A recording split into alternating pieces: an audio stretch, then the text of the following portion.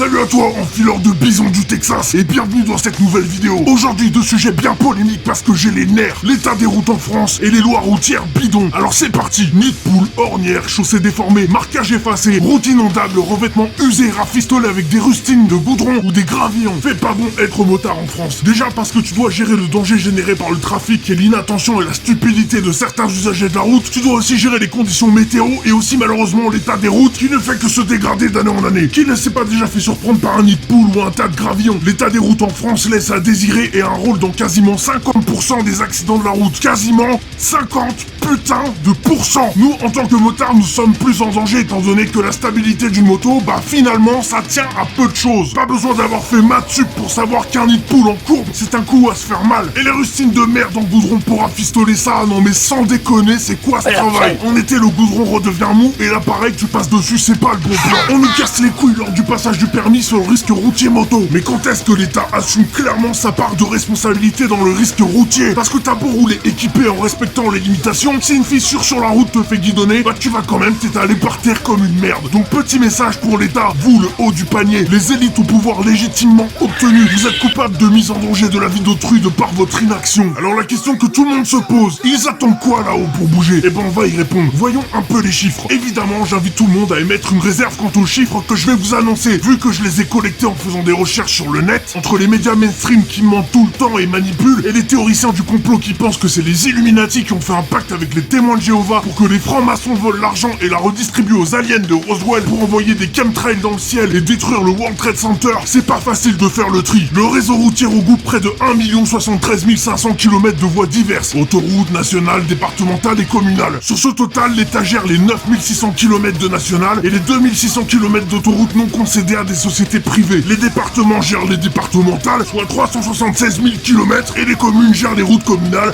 logique, soit 673 300 km. Ce qui veut dire que globalement, l'État gère plus de 90% de notre infrastructure routière. Alors forcément, ça demande de la dépense pour entretenir tout ça. Le seul problème, c'est que l'État n'injecte pas suffisamment d'argent dans l'entretien routier. Pourquoi? On manque de sous? Non. Une mauvaise estimation de la réalité du coût d'entretien? Non plus, il y a des experts pour ça. Ou alors peut-être qu'on balance de l'argent dans des choses inutiles soi-disant liées à la sécurité routière, entre guillemets. Je sens qu'on se rapproche de la réalité. Selon certains articles, il manquerait près de 400 millions par an dans le budget pour entretenir les routes de France. Alors où pourrait-on trouver ces 400 millions pour agir efficacement contre ce problème? Déjà, faut savoir une chose. En France, on estime à 4700 le nombre de radars installés. Oui, tant que ça. Putain, 4700 radars qui coûtent entre 70 et 120 000 euros pièce. Non mais la blague. Sans parler des radars mobiles, des radars de chantier, des jumelles à poulet et des bagnoles radars gérées par des sociétés privées. Je ne parle même pas du coût d'exploitation et de l'entretien. Faisons une estimation rapide. Un radar fixe, c'est 70 000 euros. Il y en a 3803 en France. Un radar de feu, c'est 120 000 euros. Il y en a 897. Donc 897 fois 120 000 euros est égal à 107 640 000 euros juste en radar de feu. Ok, et pour les fixes, 3803 fois 70 000 euros est égal à 266 210 000 euros. Ça donne un total de 373 850 000 euros d'installation de radar en France. Putain de merde, est-ce que vous vous foutez de ma gueule? Voilà où est passé le pognon potentiel pour restaurer nos routes. Mais encore ça, c'est des miettes d'un gros gâteau bien salé pour nous, usagers de la route. Parce que les victimes de ces saloperies de radar, c'est nous. Les recettes des radars, c'est en 2017 plus de 1 milliard d'euros. Putain, ça me donne envie de gerber mon bambou de ce midi. Mais où part ce fric, Selon les médias, et avec exemple le chiffre de 2016, 351 millions d'euros vont à l'agence de financement des infrastructures. Ok, 254 millions pour les collectivités territoriales. D'accord. 239 millions pour la gestion des permis à points et des radars. Putain, mais sans déconner. Et là, le pompon, 75 milliards pour le désendettement de l'État. Désendettement de l'État? Attends, qu'est-ce que c'est?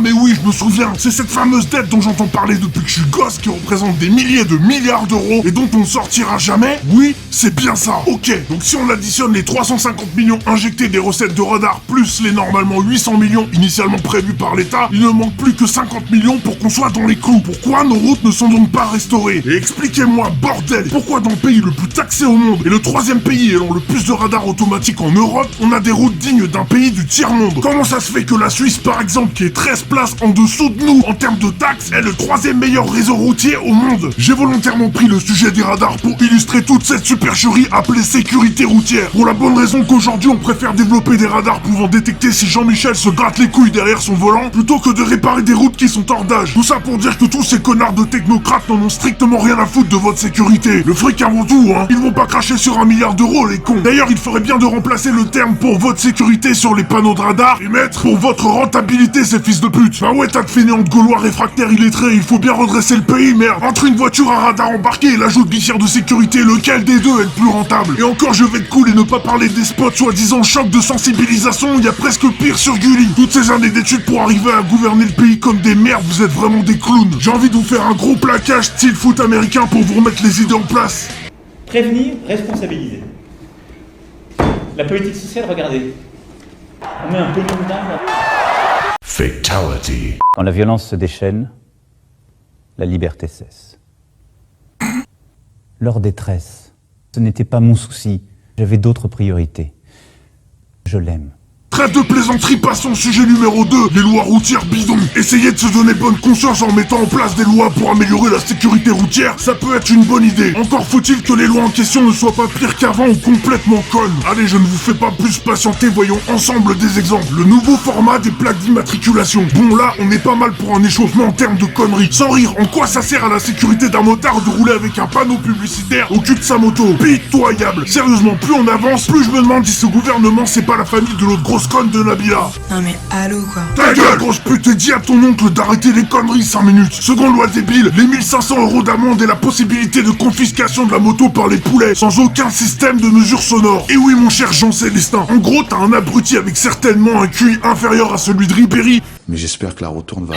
Décidé de donner à Marcel Patulacci. Je m'appelle Marcel Patulacci, brigadier chef et agent de la paix avant tout.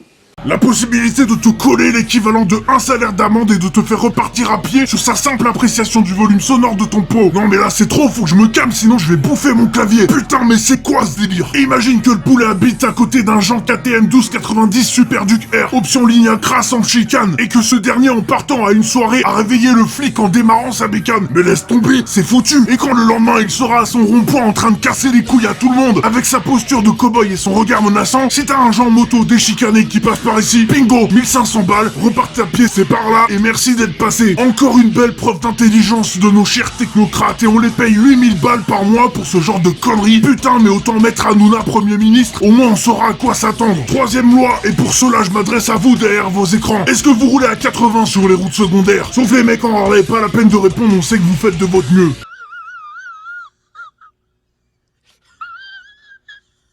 Alors, ah, je le savais, bah moi non plus. Une fois j'ai essayé de me mettre à 80, bon déjà j'ai failli m'endormir, mais je me suis fait cramer par une bande de gens TZR50 en train de se tirer la bourre, non mais la honte. Et en plus de ça, quelques mois après la mesure, ils nous disent: oh bah si c'est pas concluant, on pourra revenir aux 90 km/h. Normal, en gros ils ont claqué des fortunes pour remplacer des panneaux pour les virer quelques mois après, pour remettre les anciens. La putain de ta race, Nabila, ta famille fait de la merde. 4ème loi, le port obligatoire des gants. Alors non, n'allez pas croire que je sois contre cette mesure, hein, sauf que je la trouve incomplète. Non mais les mecs, c'est des bacs plus 4 et ils s'arrêtent au port des gants. Putain, mais c'est un équipement complet qu'il faut obliger à porter. Ça marche comment dans leur tête? Genre tu tombes et y'a que tes mains qui prennent? Oui. Et ne venez pas me dire. Mais pendant l'équipement c'est pas donné, en plus ça tient chaud l'été. Tu la fermes, merci. Déjà de 1, pour passer ton permis on te l'impose, et de 2, si t'as de l'argent pour une moto, t'as de l'argent pour un équipement. Sinon va bosser fainéant. Pour conclure tout ça, oui, nos routes sont en mauvais état et méritent un gros coup de neuf. Bien sûr y a pire ailleurs, mais enfin on subit l'impôt pour avoir une qualité de vie décente. Malheureusement, souvent le résultat n'est pas à la hauteur de ce qu'on paye. Quant aux mesures routières, elles sont le fruit d'abrutis qui n'ont aucune connaissance dans le domaine routier et qui se permettent de légiférer des absurdités aussi grosses que leur calvitie. Si je devais résumer ça en quelques mots, bah on est dans la merde. Voilà, c'est tout pour cette vidéo. Merci à toi de l'avoir regardé jusqu'au bout. Je voulais aussi remercier particulièrement les potes qui me font de la pub, dont Duspi, Redornet et Mike de la chaîne Target Tir. Tu peux mettre un petit pouce bleu si t'as aimé ma vidéo. Tu peux mettre un dislike si tu rêves secrètement de t'envoyer Brigitte Macron. Partage la vidéo si t'en as envie et abonne-toi pour plus de motobugs. C'était le Panda, à plus.